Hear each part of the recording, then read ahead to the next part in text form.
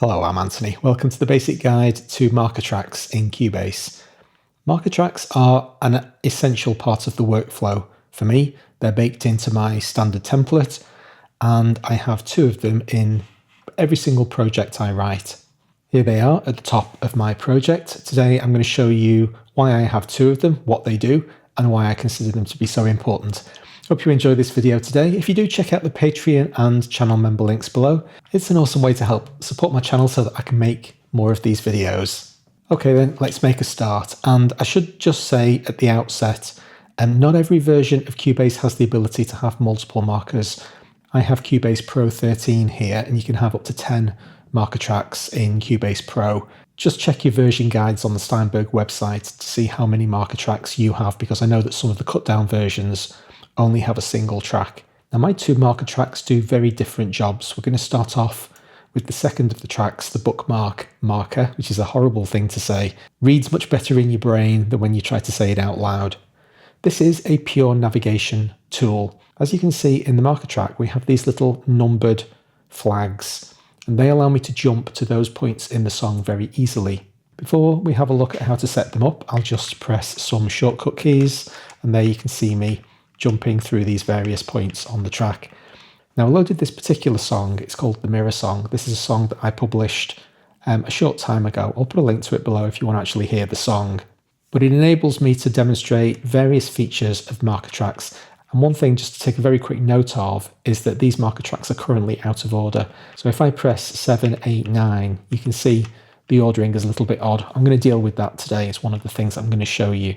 But very simply put, they're bookmarks. If I press key number 6 on my numeric keypad, it jumps to that bookmark. So having seen what they do, let's just take a step back and figure out how we get here. Firstly, you need to create yourself a bookmark track. They're not going to exist by default. And here we have the ability to add marker tracks. I'll call this third track an extra marker and say add. And depending on what your default track heights are, this could actually be a little bit of an issue for you. Marker tracks, for a very unfortunate interface glitch, need to be 2 tracks high, really. This tick symbol, which is only important in Cubase Pro because this allows you to activate any individual marker track, is fixed onto this second row of your marker tracks. So if all of your marker tracks are only 1 row high, you can't actually get to this thing, and it is quite important. Only 1 marker track is ever active at a given time, because you're going to be pressing keyboard shortcuts to get to these things, so Cubase needs to know what it's responding to. So I've just activated this third marker track. Now let's create some markers. Now the way that I normally do it is with the pencil tool. I'll simply click where I want my marker to be. This is a position marker. We can create cycle markers as well. We'll worry about them shortly. This is a position marker, and it's been auto-assigned an ID. Can you see this number 1 in the flag? Depending on how you have your system set up, you might not intrinsically see that function. You need to actually activate what's called visible IDs. So let's do that so that we can see what the numbers of these marker tracks are. In the inspector on the left-hand side, we have a dedicated area for markers. Now this thing is effectively useless. I never click in it. I'm not remotely interested in using its functionality. The thing for which it is useful, however, is this little button in the top right hand corner. It says open markers window. You can set a keyboard shortcut for this, but I always do it from the interface, so that's just the way that I work. And once we've opened this marker window, we can set some options, and the show marker IDs on marker track is what's enabling us to see these numbers at the moment. If you don't have that enabled, when you create a marker, you have this very unfriendly, descriptionless flag, and you don't actually know how you're going to activate it. So you're going to have to make a functional decision here. You've got a workflow kind of branch to decide which way to go down. Do you have marker IDs visible all the time and navigate using those marker IDs? Or do you disable markers and write textual descriptions for the markers that you're going to use? Now I'm constantly changing and evolving my process workflow. I've recently switched back to using IDs permanently. I did have them disabled for quite a long time, and I've just recently re-enabled them. What this means is that when I create markers, I don't have to label them with textual descriptions. I can simply use their number. If I want to jump to marker number 4, I can press the number 4 on my numeric keypad and I jump straight there. That functionality is accomplished with a keyboard shortcut. If you open your key commands and search for to marker, you can see that I have some keyboard shortcuts set up and I just clicked numeric keypad number 4, which jumped me to marker number 4. So it's time to have a chat about marker IDs. A lot of the stuff that I'm going to talk about today is really process oriented because markers are all about improving your process, your workflow, and you want them to be as efficient as possible. Have a look at the strange configuration of the keyboard shortcuts that I've got set up for these markers. Why are 1 and 2 missing? Well, the answer is very simple. I have numeric keypad 1 and 2 set to the beginning and end of my locator range. So if I press num1, there is at the beginning of the locator range, and there's num2. That's the most important thing those keys can do. I've been doing that for so many years I can't remember. I couldn't possibly overwrite it with the markers functionality, but I use markers so often that I've decided to sacrifice 1 and 2 and disable them from the purpose of using them as marker locators, but from 3 onwards, all the rest of my locators do work. So there's me pressing 3 on the keypad, and there's me pressing 4. The result of this is that IDs 1 and 2, as far as the marker track, are dead to me. I never press a keyboard shortcut that gets me to marker tracks 1 and 2. There's a tiny extra footnote to this historical story. I used to have an external keyboard set up, allowing me to access all 9 of the markers. So if I really, really wanted to, I could create a marker with the ID 1 and I can get to it from this expanded keyboard. I absolutely don't ever use that. I was very nearly going to delete all of these 9 shortcuts before this video today, and I thought I'd leave it there just to basically highlight the fact that you've got various decisions to make here and what are you going to go down, which route are you going to go down. These 7 keyboard shortcuts there are the only ones I use. When we first started this video and this third track didn't exist, let's throw it away again. This is how things looked on my system, and as you can see, it's no accident that my markers range from 3 to 9. So I pre-create all of those markers. They're actually in my standard template, and that gives me 7 effectively programmable shortcuts that I can use to jump to any point in the song. I've never needed more than 7. It works absolutely perfectly well for me. They're very dynamic. And the consequence of this very fluid approach to using these bookmark markers is that they're constantly going out of sync. If I, for instance, want to do some work on this little vocal section here, I might select it and I might want to create myself a position marker at the beginning of that phrase. Well, more often than not, I'll use marker number 9. This is the one that floats the most often. So let's do it. Let's reset marker 9. The first thing that I need to do is reactivate the bookmark marker track. Don't forget, you can only ever have 1 active track at a time. Now I need to set that marker. So the way to do that is to jump my song marker to that point, and then I'm going to explicitly create marker 9 here. In order to do that, we need to have a look at some more keyboard commands. So we head back into my config section, and again, you can ignore set markers 1 and 2. They're effectively historical and deprecated.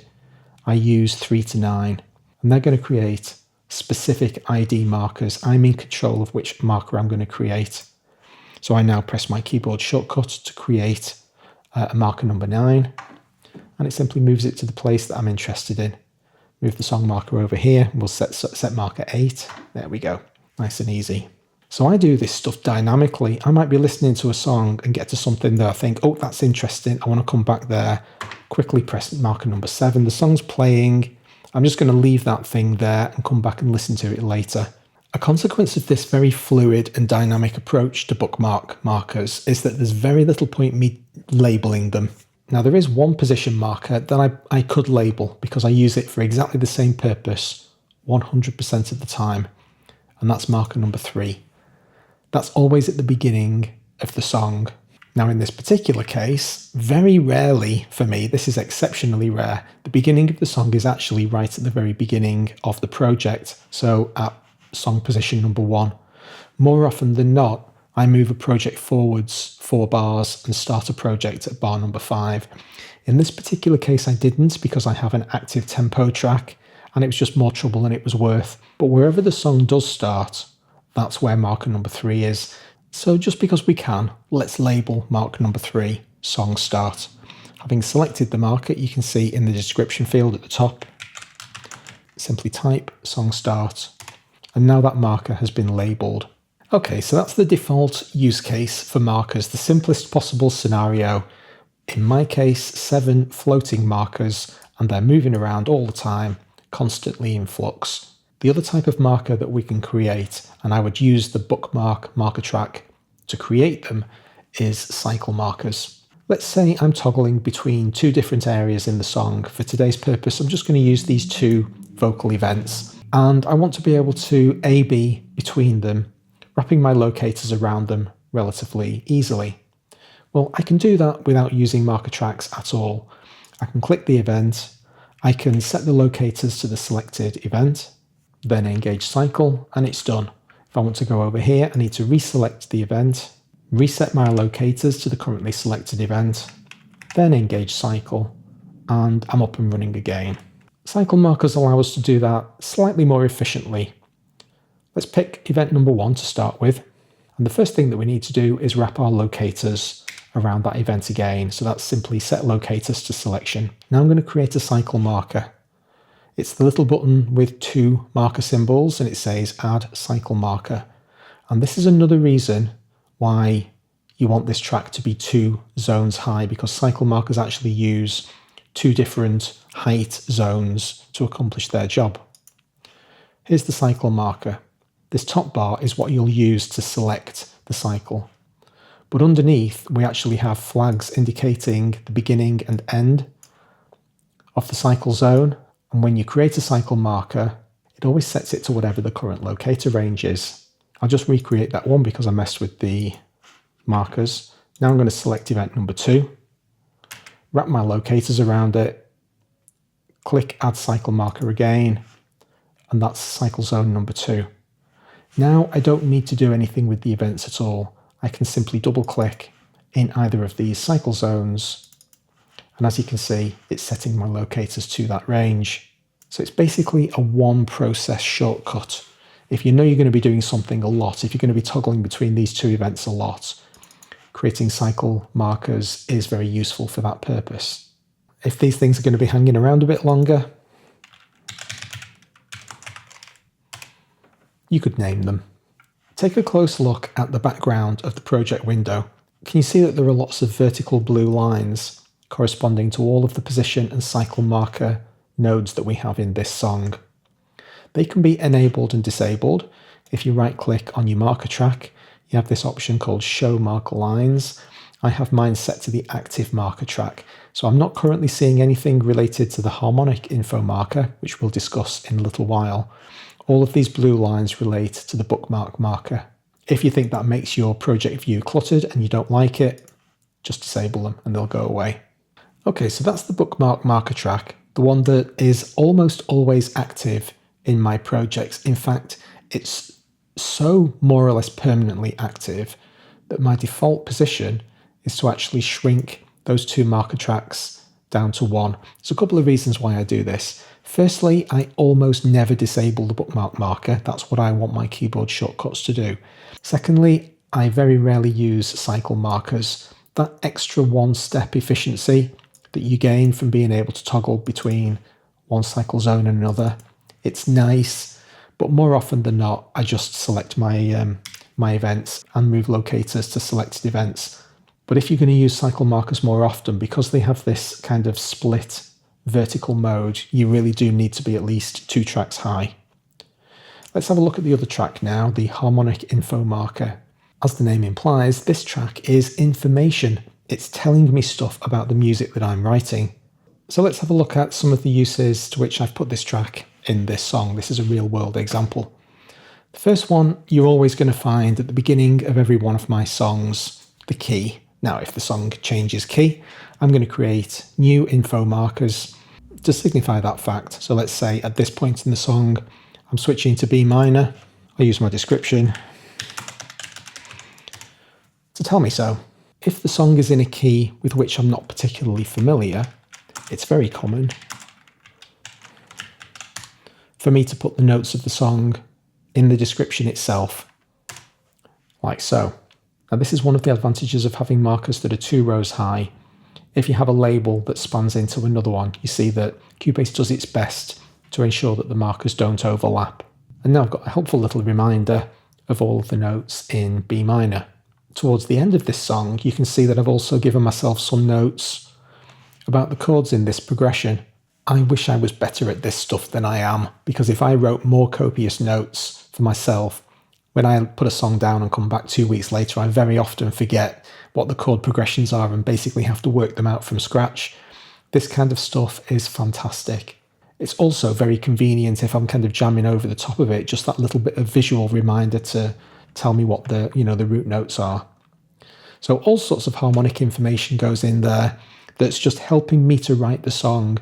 The second important type of information that goes in the harmonic info marker track is song context information. So here you can see me labeling the verses. Here's where the instrumental starts.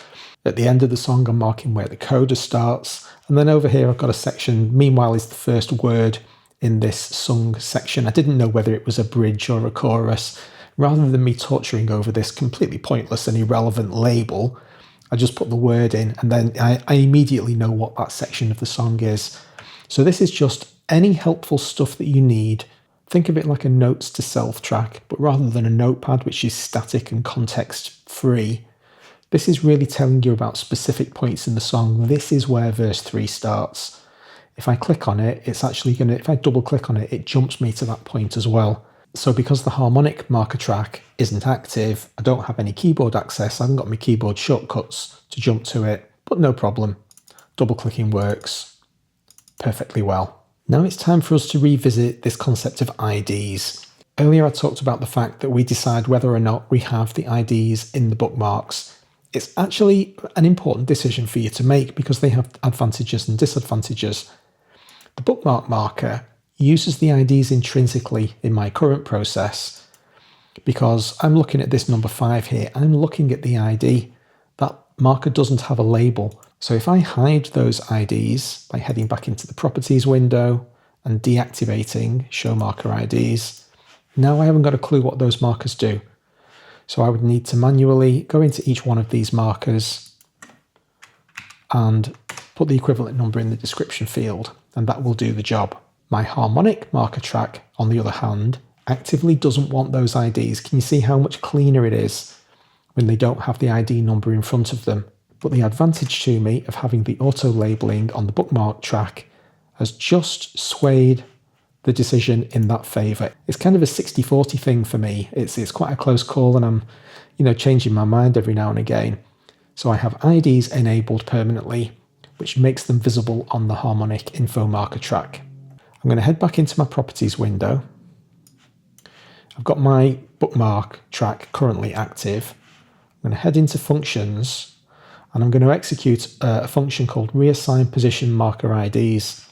So you can see all of my bookmark markers and they're currently misaligned. I've put 7 in front of 6. Watch what happens when I execute this function. They've now all been relabeled, but they've been relabeled from number 1. Remember that I don't use 1 and 2, so that is no good to me. I can't use this function on the bookmark marker track. It subverts my process flow. So I need to undo that process because that's no good. I could use it on the harmonic info marker track. You can see that again, these are completely out of order. We're going from 1 to 2 to 15 to 3. One of the very rare functions that this kind of left-hand inspector panel has is that you can left-click any of these selections and it will take you to that marker. That's going to be much more useful if they're intrinsically ID ordered. And so as far as the harmonic info marker track is concerned, this is a function that is kind of reasonable to use. We reassign all of the position markers, and now they've just reset them all from 1 up to 15. So the big takeaway from marker tracks is that they're very personal. They're very specific to your requirements and your needs. Between the 2 marker tracks that I have, one for navigation and one for information, I can squeeze a massive amount of value out of that real estate on screen. That's pretty much what you're going to see at the top of every single one of my songs. and what's in there is enormously useful to me, and I absolutely couldn't be without them. Hope you enjoyed this one today. Please hit like if you did. Don't forget to subscribe if you haven't already, helps me out with YouTube. I'll see you again. Thanks very much.